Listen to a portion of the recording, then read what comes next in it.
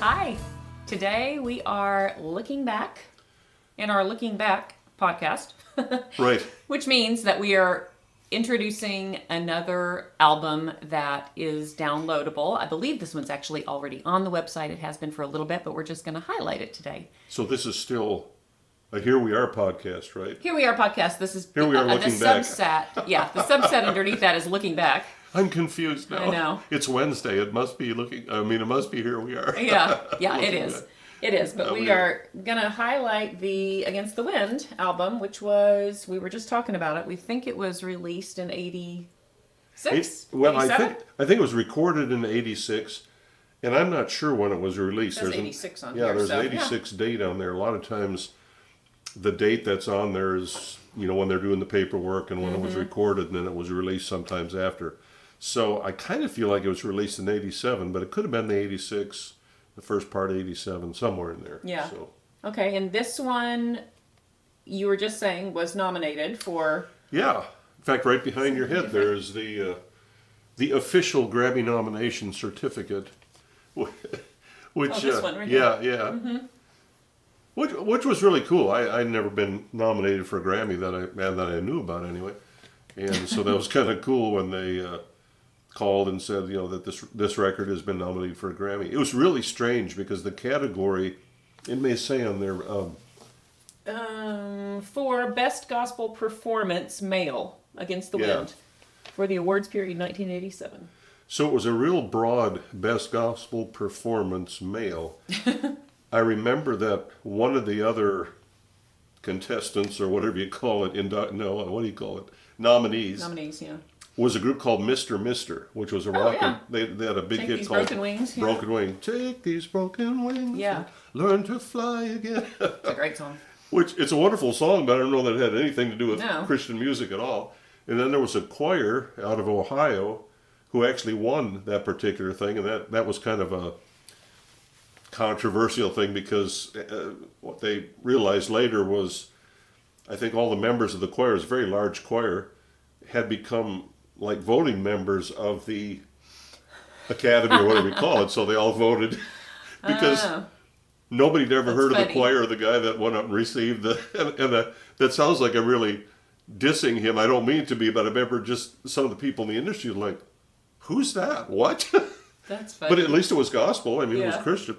And I don't remember who, there were 2 or 3 other artists, and it was extremely varied. I mean, a couple of them didn't even fit in the category of Christian music, really. Yeah. So it was kind of a funny thing. But at the same time, it was fun. I mean, that's a nice thing to be able to say, well, I was nominated for a Grammy.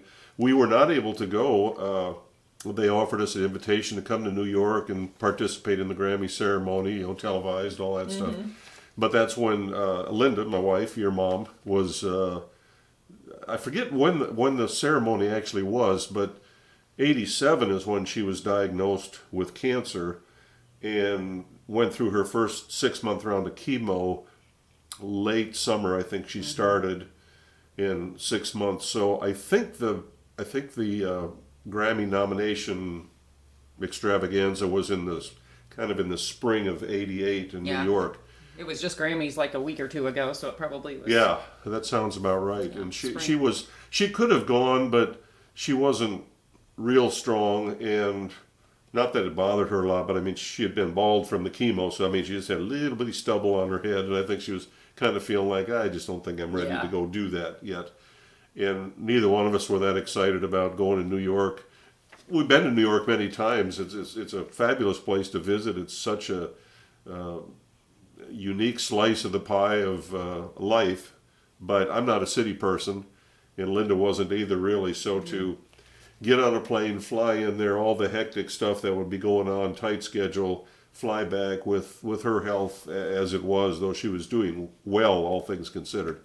We just passed on that one, so we didn't get to go, which, one part of me goes, it would have been kind of fun to go, and the other part of me goes, no, best thing to do is just stay home. Yeah. Well, you didn't win anyway. So. No, I didn't win, so I'd have gone all the way up there. Right. What a bummer. That's like one year just came to mind, but I think it was in 77, 78, we won some Dove Awards. I remember Phil called me, Phil Johnson, my producer. We're on the road somewhere. Oh, Dallas, you've been nominated for 4 Dove Awards. Phil, that's great. What's a Dove Award? I honestly didn't know. I never heard of it. I didn't live in Nashville. I didn't know. The next year, I think we won 3 more. So then the following year, that was at the height of the live album, Rise Again, Dallas Holm and Praise, touring, all that. The next year, we were nominated for 6 Dove Awards. Now, the first year we were nominated, I wasn't able to go. Second year we went. It's kind of fun. It's kind of embarrassing. It's just a different environment. But now we're nominated for 6 and made the headlines. I think Evie Turnquist and Dallas Holm were nominated for a bunch of Dove Awards. So I thought, well, this will be fun. 6, they ought to win something out there. Oh, no, you didn't I get sat any? there all night long, had my name read off in all these categories. Songwriter of the Year, Vocalist of the Year, Song of the Year, whatever, Album of the Year. Nope, didn't win a thing, which was great. We had a great time, but we went away kind of laughing like, okay, when I couldn't go, we won. When I went, we couldn't win. Yeah, Laura's just keeping you humble. Yeah, exactly. Let's talk about a few of the songs and which ones stand out to you. Against the Wind, as it's named after. Waiting, that one definitely has been a... Waiting's one of my favorites. I've often said I do some songwriting workshops throughout the years, and people say, well, what are some of your favorite songs that you've written? What do you consider a well-crafted song? Waiting is real high on my list. It may be poetically as good a song as I've ever written. I like the imagery of it. I like the biblical substance of it. It's got a beautiful melody to it. We re-recorded that again on another album later on. I can't remember which one. I think it might have been before No, it was on the Good News Blues album that we did it again. So that one really stands out. Against the Wind got a lot of radio play. That was a real good song. It was a fun song to do with the band. In fact, I checked with our social media guy at the end of this interview. We're going to play the video with the band of Against the Wind. Which was recorded in the 80s. So, it's got the 80s look, the 80s clothes, the Don Johnson Miami Vice look, the 80s hair. I think Michael James Murphy was playing, I don't remember if he's playing guitar or keyboards on this one. Kind of had a little bit of a mullet going, which now mullets are back. Right. So I just saw a clip of it the other day, and it's like, I remember that. Yeah, and I'm sure Michael's watching this. We'll show you that video at the end of this. It'll be kind of fun. And then the look for a window. I remember that video too. We should find that one. Yeah, I think we were standing in a window. We'll release those over time, because we actually did a video. I think it was 6 songs off the Against the Wind album, which was a cool story too, because what's her name? Mother Angelica. It's a Catholic network in, I want to say Birmingham, Alabama. If I'm wrong on that, forgive me. I know it's in Alabama, and as I recall, she was on like one of the local affiliates with a television program, and they kind of just canceled her, maybe because it was religious or something. So she's a real feisty, just a wonderful lady. I don't think she's with us anymore here, but kind of the Mother Angelica with tennis shoes on, Converse high tops, that sort of thing. Very feisty, lovely lady, and when they told her that, well, we're just going to cut your program, she basically said, well, I'll build my own studio. And the story, as I remember, was they kind of laughed at her like, well, how are you going to build a studio? Well, the Catholic Church has a lot of finances. They got behind her and built probably the best TV studio in that whole area. And she was so kind to lease it out or to make it available for Christian organizations to come record and so forth. She dropped in, paid us a visit when we were there. She's just she was a wonderful, wonderful lady. And anyway, we did this music video of Against the Wind, the 6 songs, at the Catholic. I think they still show it on. Is it I want to say EWTN or ETWN, whatever the letters are. And forgive me for not knowing that, but it's the Catholic channel, and they played our videos on there. And so, hey, praise God, the gospel gets out. Yeah. So where was this picture taken? That was down in Galveston, Texas. Those big boulders. They cut somewhere from a quarry to make a breakwater. Galveston's had some pretty bad hurricanes. In fact, I think one of the worst hurricanes ever hit Galveston. So I don't know, a photographer or somebody, probably whoever was in charge of art direction, found this place. And yeah, here, I showed this the other day. We did a little promo for this podcast we're doing now, and I had this poster, which I had forgotten about. So there's that poster, if you can see. And I said, maybe we'll talk about, let's see, where was I going? Yeah. And I don't know. I have no idea. That's one of those pictures where the art director says, okay, I want you to walk out of frame, you know, and they always say things like, no, just act natural. Well, Yeah. as soon as they say that, well, I can walk all day long, but when they tell me, walk over here, walk out of frame, kind of jump a little bit so you're sort of in the air a little bit. I just remember, okay, let's take it again, let's take it again, let's take it again. Getting sore. Yeah, by the end of that day, I didn't ever want to see Galveston again. No joke. Well. We had a good time there. And then I was thinking about when you recorded this, and I think we were all there as a family I think so. in Franklin. Yeah. And I think you met Amy Grant, which you Yeah. maybe had already met her, but I was about 13 at this point. Yeah. And I don't think I got to meet her because you showed me a picture or you told me about it or something, and I was like, oh. She was there? Yeah, exactly. Mom and I were probably at the park or something with Right. Jeffrey and missed it.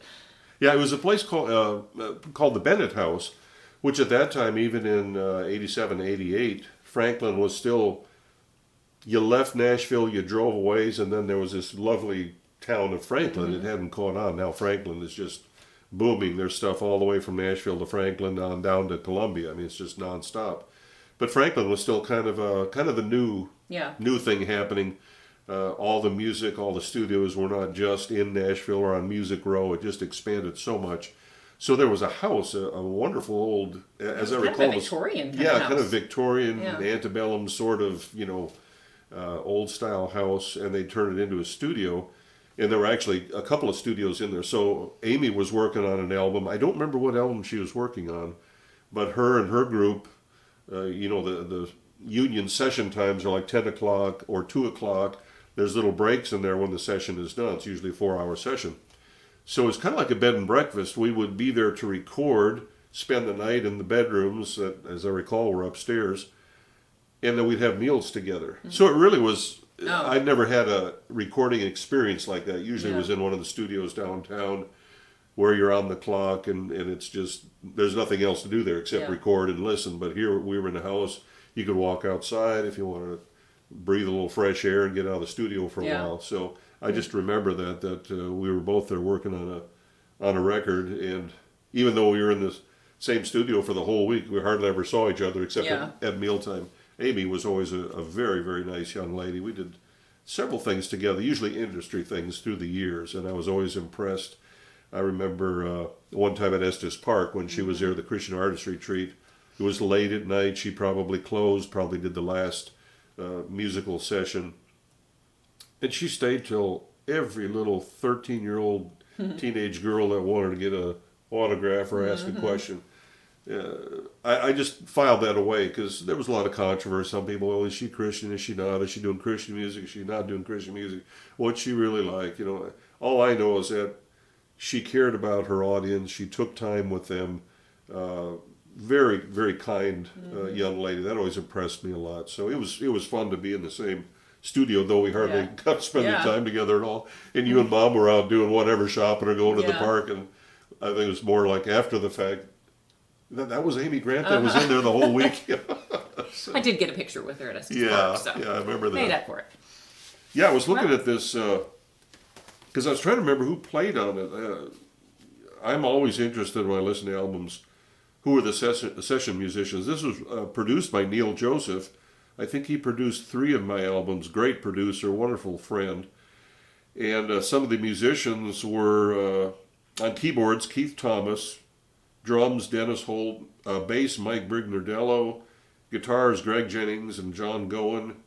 Boy, all those guys played on several of my albums. They played on a lot of albums back then, both country and Christian, really, really good musicians. Saxophone was Mark Douthat, percussion, Doug Dimmel, background vocals, Michael James Murphy, Rick Crawford, Jeff Thurman, Marty McCall, Stephen Curtis Chapman, and Neil Joseph. Additional background vocals by First Call, Bonnie Keene, Marty McCall, and Melody Tunney. Some of you remember First Call, tremendous vocal group, and wonderful folks. So yeah, we had some really really great musicians, great pickers as we call them, and singers, and they let me join them and do what I do too. So. Yeah, it's a great project. Well, you'll be able to download it now. It may already be out there, but you can download it, enjoy it, watch the video, the music video that you referred to at the end of this, and we will have another new project in a couple of weeks. Yep. So come back. Look forward to it. Thanks. Yeah. Bye.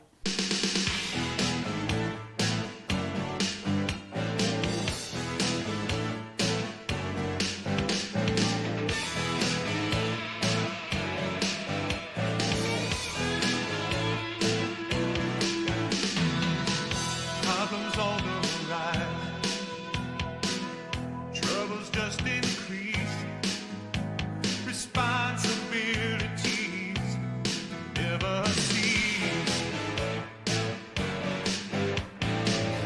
fears and doubts of sin, worries from within. Sometimes life is just like walking against the wind. Against the wind,